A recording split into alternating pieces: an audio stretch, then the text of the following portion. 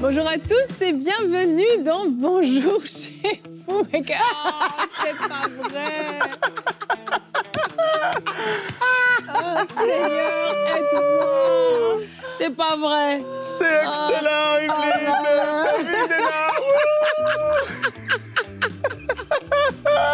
C'est excellent. Pitié de moi. Vraiment. Oh là là. Quel rappel. Faut que tu expliques pourquoi t'amènes ça à Dena.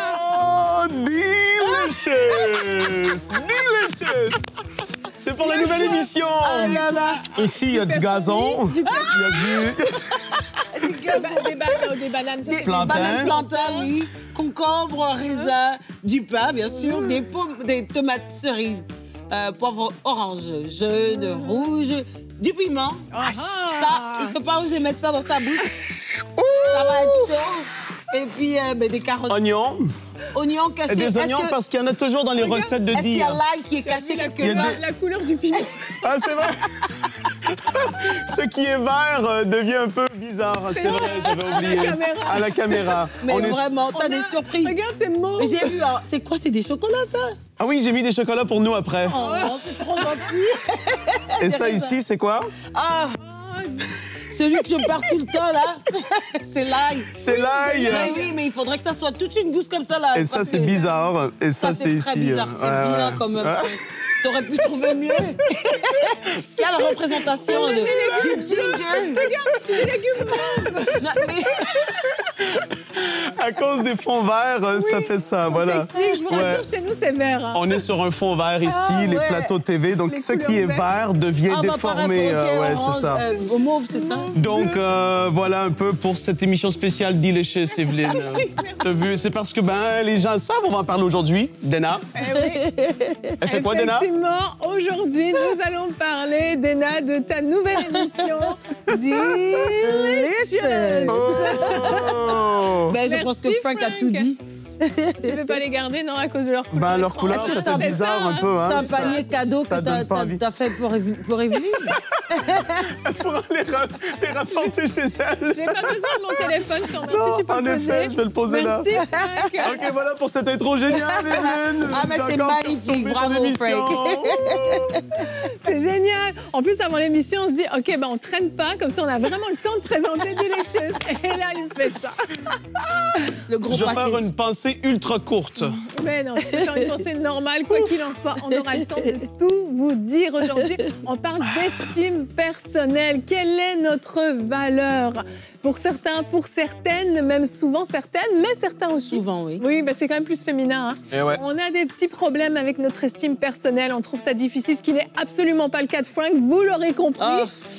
C'est pas moi qui dis, je dis rien de ça. C'est On le Evelyne voit, qui dit. On le voit. Mais pour nous, les femmes, en tout cas, ça peut être un défi parfois. Eh oui. Et on va parler de ça aujourd'hui. Et Dena, tu répondras à une rubrique, une question, une réponse. Tu vas dire comment régler nos problèmes d'estime de soi, nos problèmes d'estime personnelle. C'est ça, on va justement donner des tips. Oui. Voilà, comment régler des problèmes, j'ai envie de dire. Les défis. Les défis en ce qui concerne l'estime de soi. C'est ça, comment Donc on va en faire discuter, remonter ça va notre peut-être estime. aider quelqu'un aujourd'hui à trouver le moyen de s'en sortir. Exactement. Et je vous le rappelle, c'est vous qui avez choisi cette question. La rubrique Une question, une réponse, on vous en propose 3. Et vous avez voté vraiment en extrême grande majorité. Et Frank ressort ce plateau. Avec moins de verre. En majorité, levez le verre. En grande majorité, vous avez voté pour cette question. C'est que la réponse vous intéresse. Donc on va y répondre si on y arrive, si on y parvient. Si Frank reste sur ce C'est plateau, bizarre, je ne sais pas. t'as un bout de pain ici à côté de toi, Evelyne, Arrête. quand tu parles. Allez, je le prends un peu plus près, c'est moins bizarre. Voilà, OK. On y Allez, va. on commence Émission très sérieuse. avec la pensée du jour.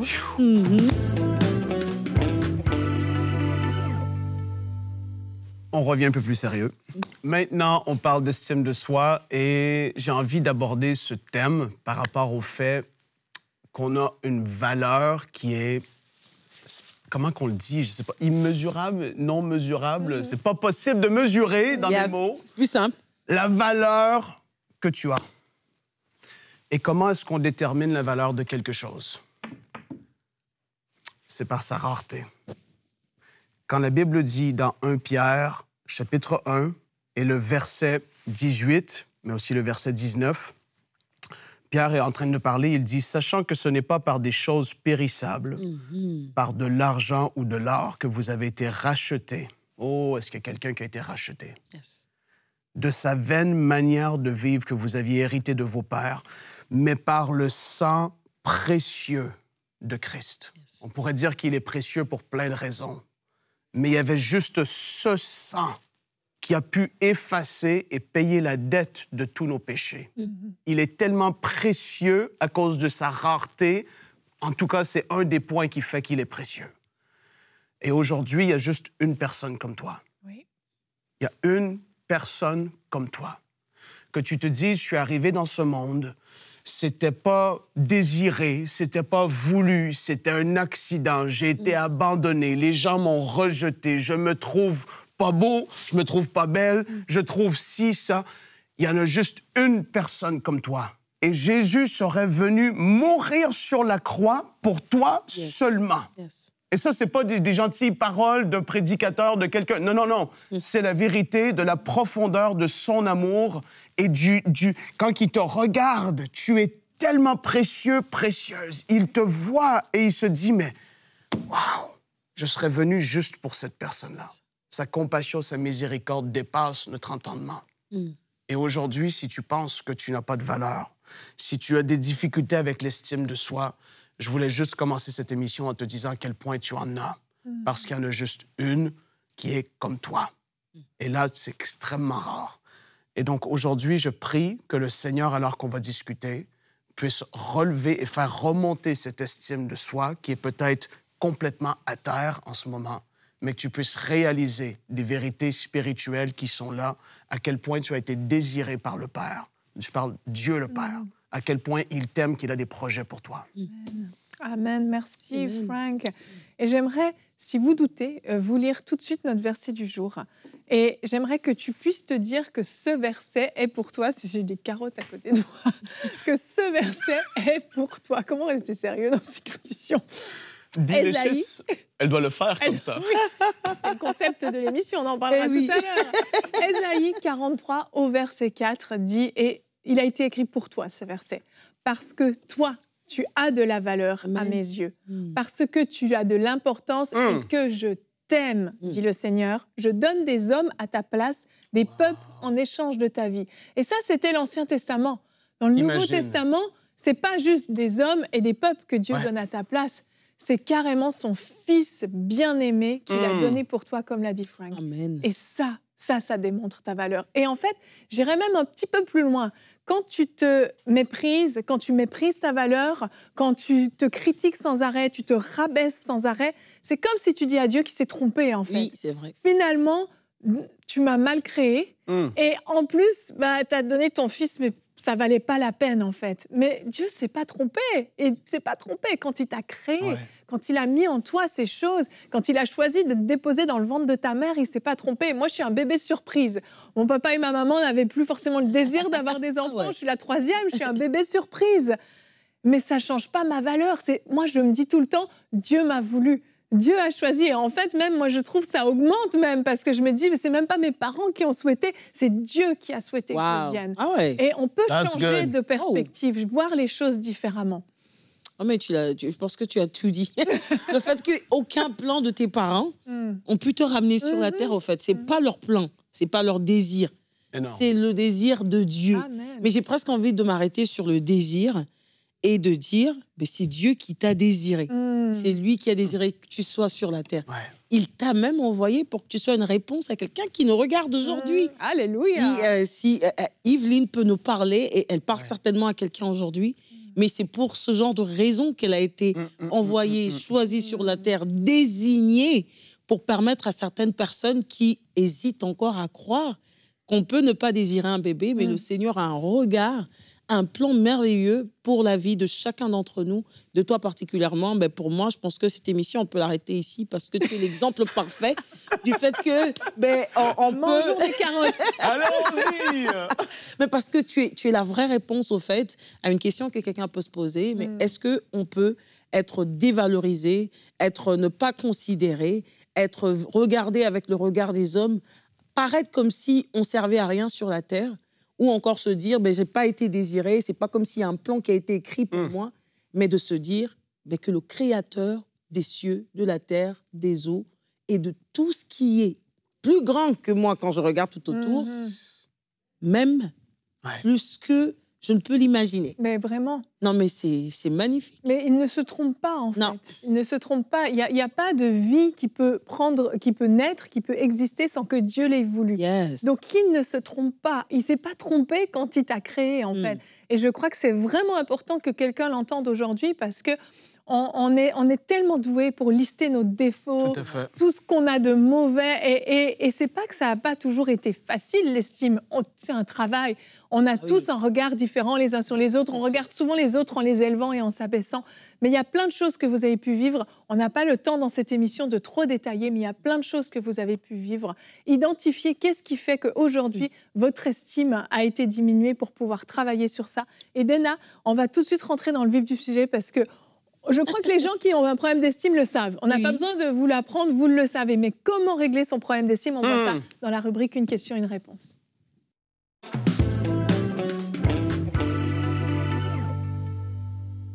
Ben, on l'a dit, peut-être découragé par tout ce que tu as entendu, ce que tu as vécu. Je veux dire, la définition que le monde t'a donnée, aujourd'hui, te définit toi. Mais comment est-ce que tu pourrais justement te redéfinir? Tu pourrais te redéfinir selon le regard que Dieu a pour toi ou vers toi. C'est-à-dire que c'est ce que Dieu dit de toi, c'est ça que tu es. En réalité, si tu veux récupérer la situation, si tu veux dire, si je peux le dire comme ça, ou encore revenir ou rebondir, c'est que tu dois aujourd'hui te définir selon ce que Dieu dit que tu es. Yes. Et j'ai pu noter quand même quelques points qui dit par exemple que tu as du prix aux yeux de Dieu. Donc lorsque tu te regardes, dis-toi qu'aujourd'hui, tu as du prix aux yeux de Dieu parce que tu as du prix à mes yeux, parce que tu es honoré, que je t'aime. Je donne des hommes à ta place, je crois qu'Yveline l'avait dit. Et oui, Dieu a donné des hommes à ta place et encore plus, il a donné son Fils unique. Donc aujourd'hui, quand tu te regardes, ne te définis plus par rapport à tout ce que tu as reçu. Je ne sais pas ce que tu as vécu. J'ai l'impression qu'on va parler à quelqu'un aujourd'hui qui a peut-être vécu des abus, et ce sont ces abus qui t'ont défini. Aujourd'hui, je voudrais te dire que tu as de la valeur parce que, aux yeux de Dieu, tu as du prix et tu es le choix de Dieu. Tu es choisi pour pouvoir apporter une solution à un problème existant. C'est-à-dire que sur toute la terre, moi je dis des fois qu'on verra des grands pasteurs, des grands hommes de Dieu, des gens qui sont positionnés, et des fois, ils n'atteindront pas certaines personnes. Et cette personne qui doit atteindre ces personnes, c'est toi. Exact. Tu dois te dire que Dieu m'a choisi et que j'ai un objectif, j'ai un but pour lequel il m'a envoyé sur la terre. Dis-toi, à chaque fois que tu te sens déshonoré, que tu es la réponse à une question que quelqu'un pose sur la terre. Et si tu ne réponds pas à cette question, les choses vont s'arrêter parce que toi, tu préfères te définir selon ce que les hommes ont dit de toi. Tu es le choix de Dieu et c'est toi. Et je te le dis vraiment de manière prophétique, tu es le choix de Dieu. Si tout ce que tu as entendu autour de toi te ramène vers le bas, aujourd'hui, sache que tu es le choix de Dieu. Tu peux le lire dans 1 Pierre, le verset 2 au verset 9. Tu es la prunelle des yeux de Dieu.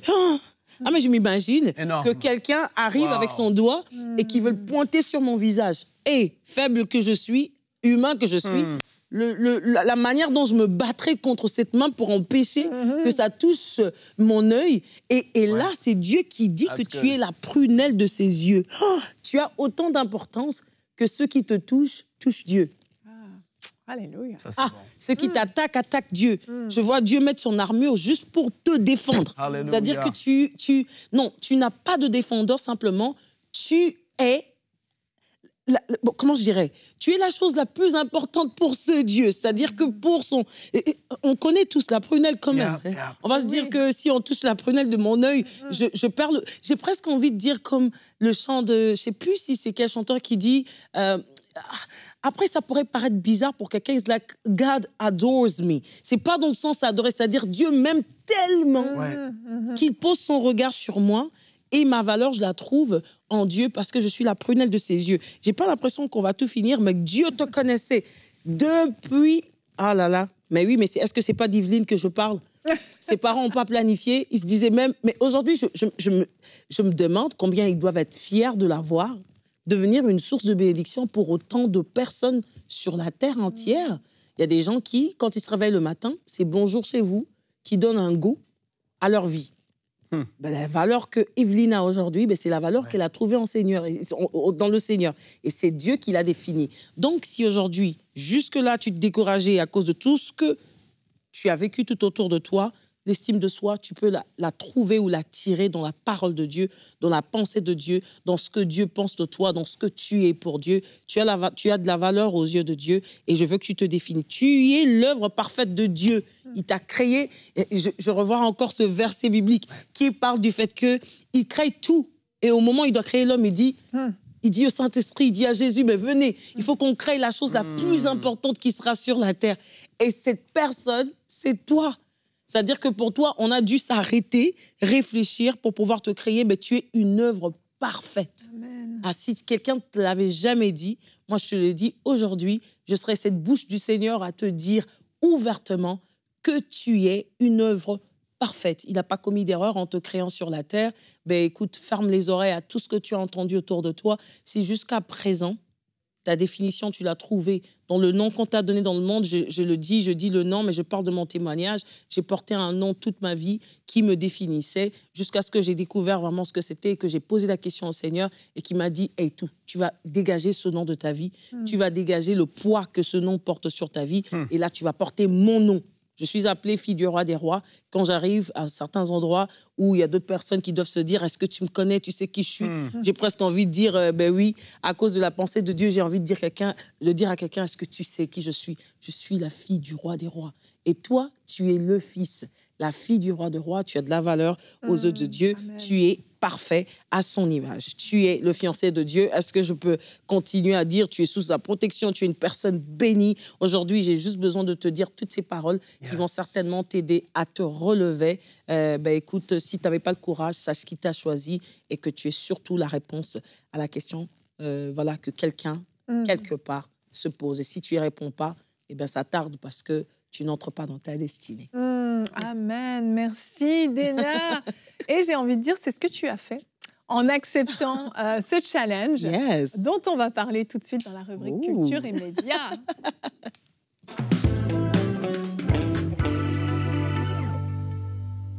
Bon, pour commencer, moi, j'ai envie de te remettre ce plateau. Je le repasse parce que... T'as refusé mon cadeau? Non, parce que c'est pour toi que Frank l'a fait. Et je te le remets. Voilà. Ça, mais je pensais que c'était pour toi. J'espère que c'est nettoyé au moins. Ça, on le sait pas. Briser le pain, j'ai couru à la cuisine avant l'émission, et là, la baguette était pleine, j'allais la déchirer, et là, Flore a dit non, il faut la couper. J'allais déchirer le pain. On n'a pas de temps. Mais, quelle brute. On va parler de Flore tout à l'heure, peut-être, mais en tout cas, dans l'émission. C'est ça, on a plein de choses à dire aujourd'hui. Ah oui. On a plein de choses à dire, donc on va essayer de se recentrer, n'est-ce pas, Frank? Les gens ont vu la bande-annonce seulement, mais ils ne savent pas un peu tout ce qui va avec encore. C'est ça. Alors, Delicious. Déjà, ce nom, d'où ça vient? Je vous le rappelle, la nouvelle émission de la chaîne EMCI TV animée par Déna. Je ne sais pas si je dois tout dire.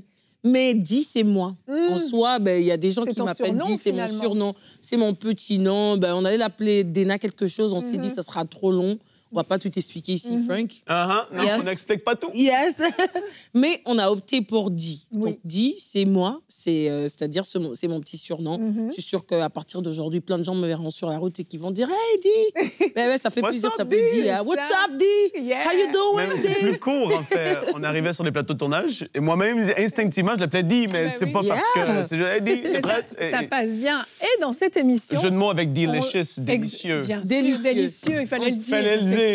Effectivement. Okay. Et en fait, dans cette émission, on entre dans la cuisine de Di. Oh oui, on entre dans la cuisine de Di. Ça se fait à ma manière. Ça arrive que j'appelle des choux-fleurs, brocolis blancs.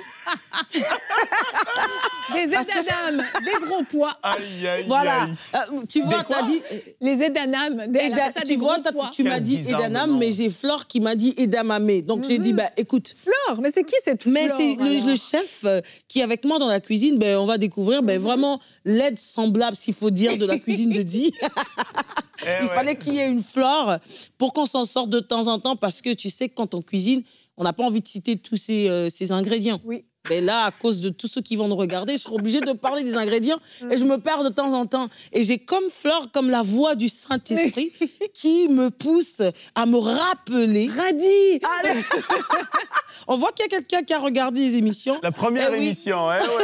On peut dire Radis, que moi je vais appeler Radine. Mais écoute, ça sera fait à la manière de Di. Oui. Mais une chose est sûre, c'est super bon à chaque fois. On a eu des gens qui ont mangé. Après l'émission, j'ai eu quelqu'un quand même qui était derrière la caméra, qui a bouffé, qui dit « J'ai l'impression que je suis chez ma mère, tellement c'est bon !» C'est une belle réussite.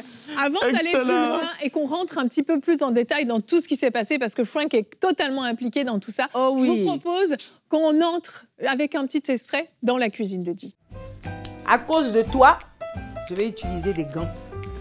Ou pour toi.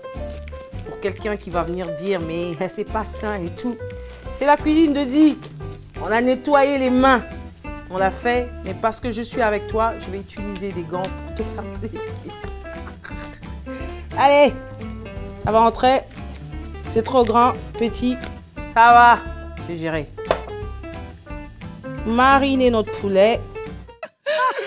Excellent. C'est un tout petit extrait. Volontairement, on ne veut pas trop en dévoiler. On veut vraiment laisser le suspense. Mais on voit un petit peu l'ambiance qui règne sur le plateau. Et Frank, ce concept, il sort un petit peu de ta tête et un petit peu du mari de Dena, Michel. Explique-nous, Frank. Très rapidement, novembre, décembre 2024, le mari de Dena, qui s'appelle Michel, qu'on salue. Michel, je te salue. On a eu beaucoup de discussions autour de l'émission parce que Dena, chez elle, elle cuisine, évidemment. Tout le temps. Elle cuisine beaucoup. Et Michel, son mari, trouve que la nourriture est très, très bonne. Il se régale. Les gens qui, comme Dena le dit, viennent visiter, ils mangent, ils aiment la nourriture. Mais comment tu fais ça et tout? Et là, Michel, dans sa tête, quand ça commence à tourner, hein, Dena? Ça tourne tout le temps dans sa tête, oui. Et Dena a cet appel d'apporter la parole de Dieu, prédicatrice, enseignante. Michel m'appelle. Bon, moi, je suis directeur de MCI TV. Et là, il me dit, Frank, Dena, à cet appel, je vais être très, très droit au but. Hein. Oui. Cet appel, tout ça. Mais je veux pas qu'elle le fasse trop classique, assis à une table, qu'elle parle aux gens. Et je voudrais qu'elle ait une émission de cuisine. Elle cuisine et elle enseigne. Et là, je fais... Oh, ça, c'est fou. Wow. Dena, qui cuisine. Et là, dans ma tête, moi, je me pose plein de questions aussi. Je dis, est-ce qu'elle est bonne? Je sais pas. Est-ce qu'elle est cuisinante? Je me dis... Vraiment. Mais là, aujourd'hui, je peux dire qu'elle est bonne. Yes. Mais dans ma tête, à moi, parce qu'on va produire une émission, c'est du temps, c'est des efforts, c'est toute l'équipe de MCI qui est mise sur le projet, c'est tout. C'est une grande décision. Et là, on discute, lui et moi. Et là, on se dit, on va faire des prototypes. Et là, avant de faire les prototypes, j'ai une réunion avec Dena et Michel, les deux ensemble. Mais là, moi, je suis déjà à fond dans le truc. Michel aussi est à fond dans le truc. Vraiment. Et mais aujourd'hui, je me rappelle... sur le frein. Oui, je me rappelle la discussion. Dena, en fait, dans la discussion, elle était... Et moi, je pensais qu'elle était déjà à fond dans le truc. Pas encore. Mais en réalité, elle n'était pas encore à fond tant que ça. Mais moi, je disais, ah ouais, ça va être super. Là, on a trouvé la cuisine, ça va être comme ça. Waouh, il va y avoir des temps, la présence. Et là, Et Michel, lui, il est à fond aussi. Et bon, longue histoire courte, on fait des prototypes au mois de janvier. Et puis, les prototypes se font. Et Dena, tu vas en parler un petit peu, les prototypes?